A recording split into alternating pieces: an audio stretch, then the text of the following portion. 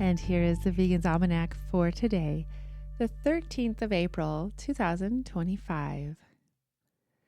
Today is Palm Sunday, the day Jesus sealed his fate with the event known as the Temple Cleansing. Jesus rode into the city of Jerusalem on a donkey that day. Crowds came out to cheer for and praise him, waving palm branches in the air and laying branches at the donkey's feet. What happened next was recorded by all four gospel writers and was the event that led to Jesus' arrest and execution. The cleansing of the temple was a direct threat to the temple authorities' power and profit. Jesus disrupted the economic system of the temple, overturning tables, driving out money changers and sellers. The temple was not just a religious site, it was a center of commerce, and its leaders profited from the sale of sacrificial animals and exchange of money. This wasn't a symbolic act. It hit their wallets and challenged their authority.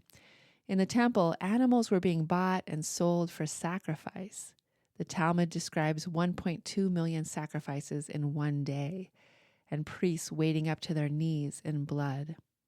The event that was the catalyst for Jesus' crucifixion was an animal rescue. It's the birthday of Milo Runkle, born on this day in 1984.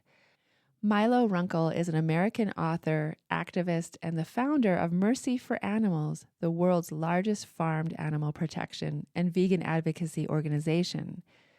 Milo's journey to become an animal rights activist began when his high school biology teacher, who was also a pig farmer, brought dead piglets to class for a dissection assignment. To the horror of many students, one piglet was still alive. A student who worked on the teacher's farm grabbed the squealing piglet and slammed her headfirst against the floor in a failed attempt to kill her. The incident sent shockwaves through the community. A judge ruled that the student's action was legal because it was standard agricultural practice. Disgusted by this action and the outcome, Runkle decided something had to be done. This wasn't just a case of a city boy shocked by the realities of farming. Runkle was raised on a farm by fourth-generation farmers, so he more than anyone understood the methods involved. Runkle's early activism involved open releases where, under the cover of darkness, he and other activists would liberate farmed animals from their imprisonment. The rescues would be documented to expose the horrible living conditions on the farms. Wanting to do more for animals than he could on an individual level, Runkle started Mercy for Animals when he was just 15 years old. Mercy for Animals investigates farms and campaigns for systemic change in the food industry. Milo Runkle, who said, "It's not just about being against cruelty, it's about being for compassion." The publication of Why Veganism Matters, The Moral Value of Animals by Gary Francione was on this day in 2019. Most people care about animals, but only a tiny fraction are vegan.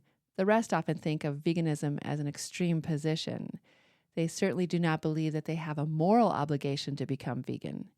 Gary Francione, the leading and most provocative scholar of animal rights theory and law, demonstrates that veganism is a moral imperative and a matter of justice.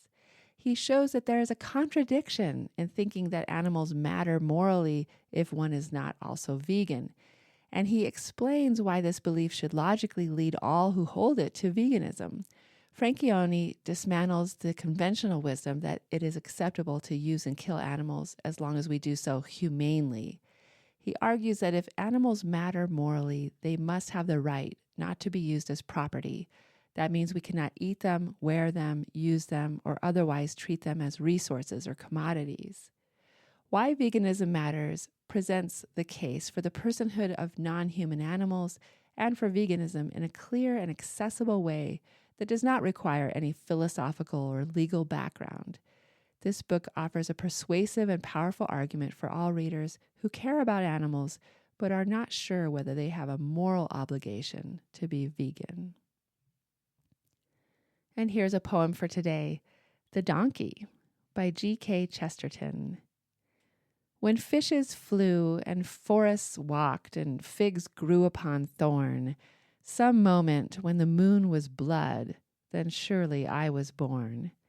With monstrous head and sickening cry, and ears like errant wings, the devil's walking parody of all four-footed things.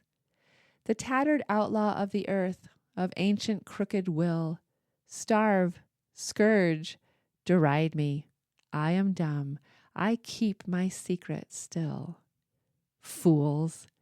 For I also had my hour, one far fierce hour and sweet. There was a shout about my ears and palms before my feet. The Donkey by G.K. Chesterton. This has been the Vegan's Almanac with the reminder that God cares about animals.